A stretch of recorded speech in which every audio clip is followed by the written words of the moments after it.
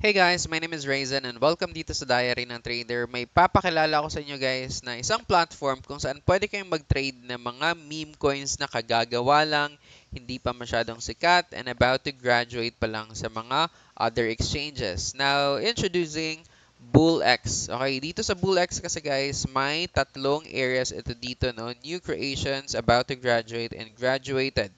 Dito sa new creations, kung mapapansin nyo, 1 minute pa lang mula nung ginawa itong coin na ito. Alright, browse pa tayo dito. 2 minutes pa lang mula nung ginawa itong coin na ito. So, every minute, may mga gumagawa ng mga meme coins. And minsan, kapag may natsambahan kayong meme coin na kagagawa lang and nag-pump, no, napakalaki ng kikitain nyo doon.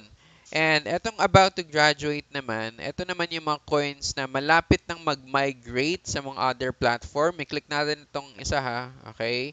Ayan, kung mapapansin nyo, it is migrating to Radium. Okay, sa Radium, pwede kayong mag-trade doon ng mga coins, no, ng mga meme coins. Itong mga about to graduate ay malapit nang malipat sa mga other platforms like Radium. And kung mapapansin nyo, meron pang iba dito. Ayan, ayan, ayan.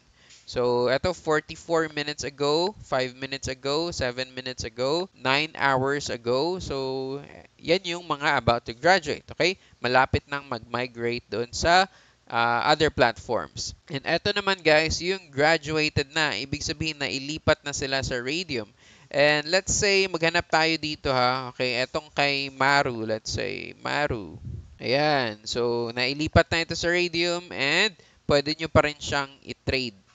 Okay? So, imagine niyo yung pump na nangyaring ito. No? Kung sakaling makachamba kayo, pwede nyo masakyan yung mga coin na katulad kay Peanut. Okay? Nabalitaan niyo ba si Peanut? Napakaraming tao yung naging milyonaryo sa pagtitrade ng Peanut. Galing din yan dito guys. Okay? Galing yan sa pump.fun. Ginawa si Peanut, sinakyan ng maraming tao, nakapag-graduate sa Radium, nakapag-graduate sa major exchanges like Binance and OKX. And ayun na, the rest is history, no? Napakaraming tao yung naging milyonaryo dahil doon. Okay? Dahil dito. Kasi nauna silang bumili ng mga coins sa BullX or sa Pump.fun. Alright? But again guys, no? Hindi ko i-sugarcoat itong platform na ito kasi napaka-risky ng platform na ito. As what I've said, these are just meme coins. Walang gamit sa market. Kanya-kanyang trip lang, no? Pwede ka kasing gumawa ng meme coins sa Solana, guys, no? May mga times na yung mga developers, after nilang maperahan yung mga meme coins, after na mag-pump yung mga meme coins, ibebenta na nila. And yung mga traders na may iwan sa taas, kawawa na lang, no? And mapag-iiwanan na lang. So, ganun, napaka-risking mag-trade ng meme coin. But, kung ikaw yung isang trader na mahilig sa risk, no? Kung ikaw yung isang trader na mahilig sa mga mabibilisang trade, then pwedeng-pwede ito sa'yo and pwedeng-pwede mo itong subukan. Okay? Now, para masubukan mo itong BullX, okay, hindi mo kasi ito mahahanap sa other platform, kundi sa Telegram lang mismo, no? So, kung gusto mong subukan ito, mag-download ka ng Telegram, gumawa ka ng username mo, iset mo yung username mo, tapos i-search mo yung BullX, okay? Tapos, lalabas itong ganito. Okay? Sabi dito, kung gusto mong simulan yung BullX, just click start. Okay? So, ayan. Nag-start na ako.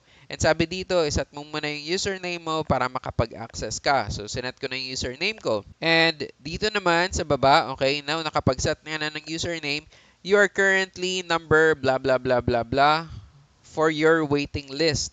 And kung mapapansin nyo, napakaraming tao ang nasa waiting list nito, no? Kung hindi ka matyagang maghintay, siguro maboboard ka na lang dito kay BullX. Alright? Pero ako guys, naghintay ako para sa inyo. Okay? Naghanap ako ng other ways, no, para makapag-register dito sa BullX. And ayun na nga guys, nakapasok na tayo, nakagawa na tayo ng account dito sa BullX. And kung gusto niyo mag-register under my link, you can access it sa comment section or you can access it sa description, no? Or kung gusto niyo naman mag-direct sa BullX, kayong bahala, no? Gusto niyo mag-wait ng ilang million or gusto niyo mag-wait ng ilang thousands of traders na gustong mag-access, kayong bahala kung matyaga kayo, no? Pero ang sinasabi ko sa inyo, kung gusto niyo mag-shortcut, gumawa na ako ng paraan, gumawa na ako ng link para ma-access niyo yung BullX directly dito sa aking Telegram account, no? So, Click nyo lang yan para makapag-access kayo. But again and again and again, no, sinasabi ko sa inyo, napaka-risky ng coin na ito, no? And hindi ko rin ito isasuggest sa inyo kung hindi ko mismong nasubukan. Alright, punta tayo dun sa my position. Kung mapapansin nyo, nag-trade na ako. Sinubukan ko yung Sonic. Alright, isang meme coin na tinatawag na Sonic. But unfortunately, hindi talaga tayo magaling dito sa mga mabibilisang trade, no? Hindi natin masyadong pinapractice itong ganitong type ng trade na in and out agad-agad, no? Mahirap. Hindi ko kaya yung mga ganitong klase ng trade. And 1 second itong aking pinili. Pero pwede nyo namang iset ito sa like 30 minutes, 5 minutes. It's up to you, no? Pero yeah, tingnan nyo nung nangyari dito guys. Palpak yung naging trade ko dito. Change natin ng 1 minute. Ito yung nangyari guys, oh. Nag-pump yung coin na ito. Ayan, nag-pump, no? Tapos ito ako, binili ko dito. Pero ano nangyari after kong binili? Nag-dump. Ayan.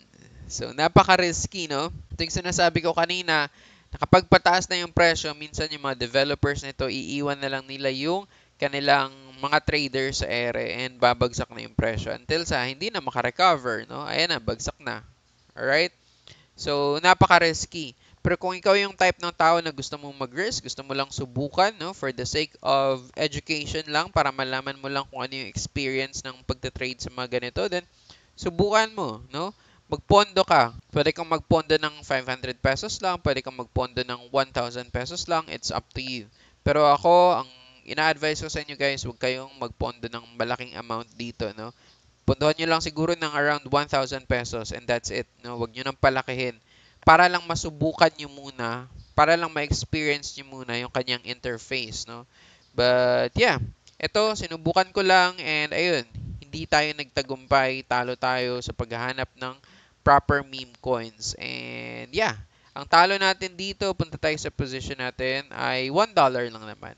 Okay? But again, patay na itong meme coin na ito and sure akong hindi ito magtatagumpay sa market kaya hinayaan ko na lang, no? And later on, mag-exit na tayo sa ating position dyan. But yeah, that is Bull X, no? So kung gusto nyo again mag-trade ng mga meme coin na hindi pa sikat and posibleng maging sikat, no, katulad ng Peanut, it's up to you, okay? Trade at your own risk, okay?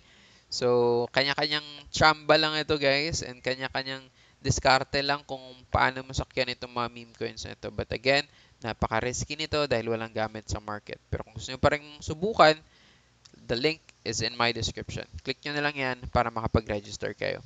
Now, kapag gusto nyo pa magkaroon ng maraming tutorial dito, sabihin nyo lang, no? Yeah, gagawa tayo ng maraming tutorial about dito. Kung paano ponduhan, kung paano bumili, kung paano mag-set ng buy and sell. Kasi kung hindi mo alam kung paano yun, no, posibleng masunog agad yung pera mo. Kasi may mga fees sila na sobrang laki, no? Kaya, ingat-ingat, no, sa pagte-trade dito sa BullX. And yun lang, no? Kapag maraming views and maraming viewers yung nag-request ng tutorial about dito sa BullX, then gagawa tayo. Pero kung hindi nyo tatangkilikin ito, then hayaan na muna natin itong BullX.